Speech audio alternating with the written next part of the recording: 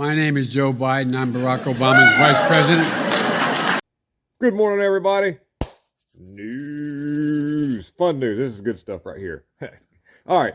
Technofog. Durham hits a conspiracy involving agents of Hillary Clinton's campaign to harm Trump with Russia collusion hoax. Wow.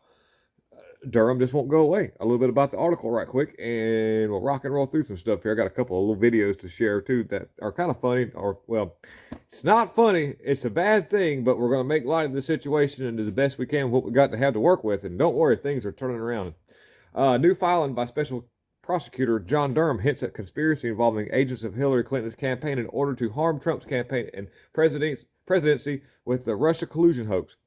And what this means is they're able to tie things together through messages that they were able to pull up, and it actually pretty much shows a complete admission of guilt. And the article is in the description of what goes on here, but it's gonna really it really implicates the Sussmans and the Shinkos, and it just actually puts everything together. So wow, and so we're looking at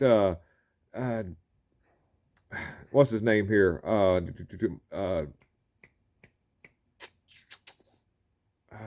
Michael Sussman, DNC Clinton campaign. Michael Sussman. I'm trying to find. James Baker.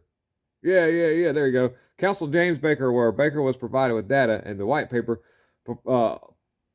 proportioning to show covert communications between Russia Alpha Bank and the Trump organization. That's what was, and of course, since it's been proven bogus, that's what the papers were to bring up, and then these text messages prove all that. So I'll link the article in the description. And okay, wait a minute, let's see here.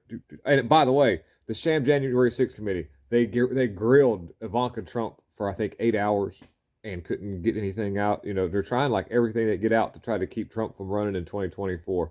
So and a woke church in Illinois plans to fast from whiteness for Lenten season. This is a church in Illinois. This will tie right into our Oreo cookie article fixing to come up right quick. But who would have knew that? By the way, Oreo would be so pissed off they wouldn't even like the white stuff in the middle. It's bad, ain't it? But this woke church is it's in Oak Park, Illinois. Announced they will not use any music or liturgy. Sorry. Written or composed by white people during the Lenten season as they commit to fasting from whiteness. This is the Bible speaks about these kind of churches, that this will be a thing and that they have no place in actual religion. Now, I'm not going to knock anybody for their religion, but last time I checked, this isn't real. These churches are designed to get people away from God and also make mockery of the Christian, or just better yet, the religious aspect of life. Because, okay, I'll get in a rabbit hole about it. We're going to go move on to something else real quick, but that's a woke church. I don't think it's a good idea. I don't think to get involved with those people. And by the way, there's a pandemic of the jabbed up. Apparently, all the areas that have the most jabs have the more significantly higher rate of these sicknesses that go around. So that's been proven. I know that this is beating a dead horse, but I like to be able to get that out in case somebody's reading this article for the first time. And what we'll do is I'll link this article. If I read a lot about it, there's going to be too many code words. But anybody watching this video for the first time that happens to catch this information, if I'm going to reach somebody, I hope this gets somewhere. You can easily do a little bit of research and look at the article in the description. It'll tell you everything you know. But this is well known in other areas like New Zealand and Australia. There's a lot of places where they have they're like completely all souped up. They got all that sauce, and they're having major sicknesses left and right. So Adam Schiff, by the way, another good example of what we're talking about. Fully jabbed and boosted. Adam Schiff tests positive for the mess. Of course, he probably had it all along anyways. I don't know. It looks like it. And by the way, this is a good win on our side. Georgia Republicans passed a bill to allow law enforcement to investigate the problems that we had. I don't know about the past, but it'll allow things to move further forward. So this happened in Georgia. I have to use code words. But I'll read a little bit about this and stumble over everything to the best I can with my code words, so stick with me for a second. Georgia's legislator passed a bill expanding the power of Georgia Bureau of Investigation, the GBI, to investigate the things that happen without being, in our people picking process, if you use code words, without being directed by the Secretary of State's office, which is an excellent, that's great, because it seems like we've got a problem with some of the people that are supposed to be doing their job. And so this will allow circumvent to happen.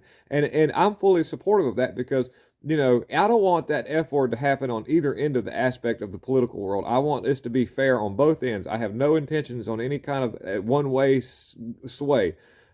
If we did something wrong, I want us to be held accountable too. We as in people in conservative, because I'm really having a hard time with identifying as Republican right now. I think I'd rather identify as a phone charger for a little while, maybe, or an independent, or I'm registered R, but conservative, and got my eyes wide open, but not woke.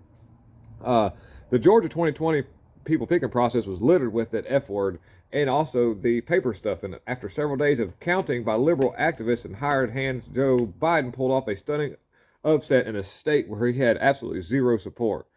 And we've got Stacey of the Abrams dump truck spaceship chick down there. Dude, so I pray for y'all. And by the way, Oreo cookies launches a new woke ad that LGBTQ have to okay, let me start over again. Oreo launches a new woke ad, but what does LGBTQ have to do with eating cookies? And I like I said earlier, they got rid of the white stuff in the middle. There you go. Woke corporations, in conjunction with Biden administration, are doubling down in their effort to propagandize the public, particularly children with transhumanist agenda. Last week, Joe Biden commemorated Transgender Day of Visibility at the White House by scolding parents who refuse to encourage their children to select their gender. And I've heard talk from other people.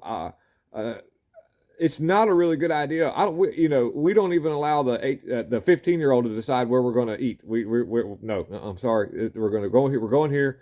So let alone small children. This is what I want to be. No. So this is definitely an attack on children and the nuclear family once again. Hours later, a transgender winner of Jeopardy. I remember this, and my wife and I like to watch Jeopardy, even though I never get into the answers. We like to try, and this daggone dump truck of a person comes strolling out there, all stunning and brave, and I was really disappointed. I don't really think that chick bring back Ken Jennings. That's the best Jeopardy. That would be Alex's best replacement. Bring back Ken Jennings. He's just a neutral guy. He doesn't. You got that stupid woke chick from Blossom who played on The Big Bang Theory. And I'm telling you what, cat lady, yes, go away. Don't like you, don't want to see you. You ruining Jeopardy. But it's even worse is they didn't want Katie Couric on there. They went through a series of hosts, and that was like, no, Katie Couric not happening. They stuck with this. And so I'm really upset at the fact that Jeopardy's went this direction. And also propping up this person, this thing, all I can say is these people need to be not amplified. I don't say silenced, but they don't need to be amplified. They need to have the same voice that we have. That's only fair. Give them the same voice we have and see how far this goes. Don't silence anybody, but just give them the same platform and let them figure it out from there. That's all I got to say about that. So, by the way, we're a few minutes into this. I would like to show you a video of what happens whenever nobody cares.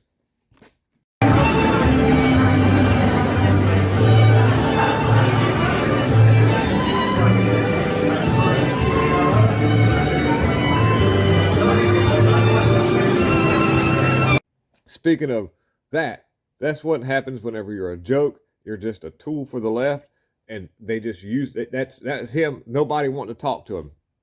In the beginning of the whole thing, you heard him say the quiet part out loud about who Obama is and what he is and what's going on. So, yeah, there you go.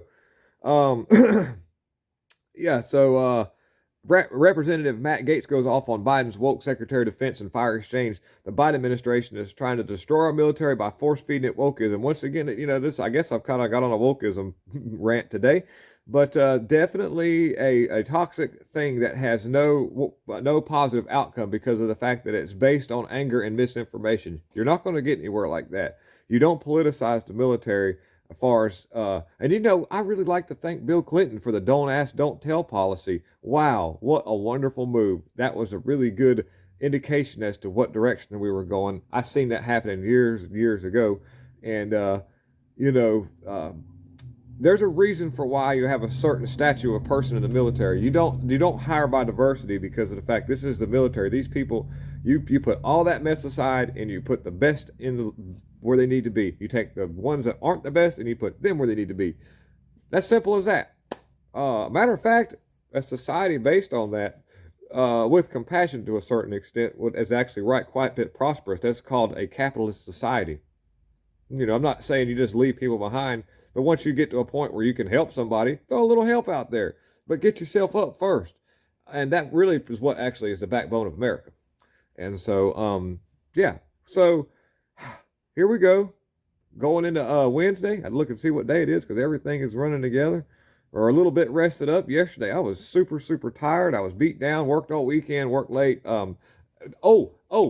If it's a little late than never, but dude, Shannon and I interviewed Clay Clark yesterday on the Fox and Archibald show.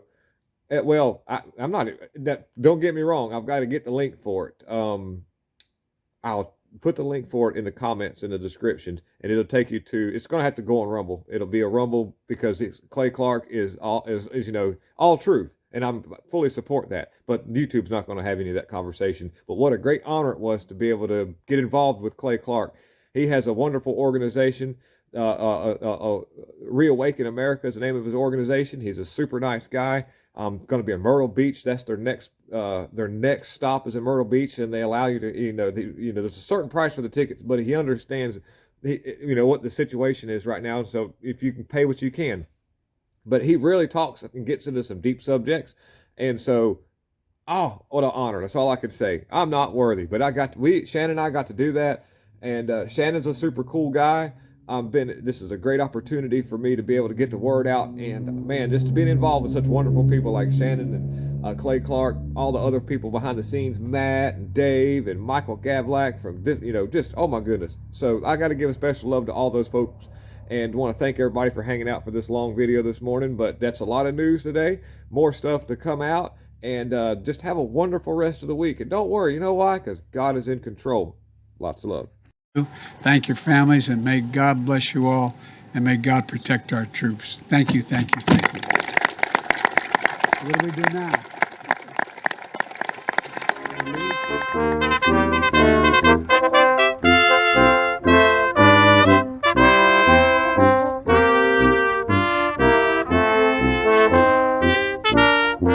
Mm-hmm.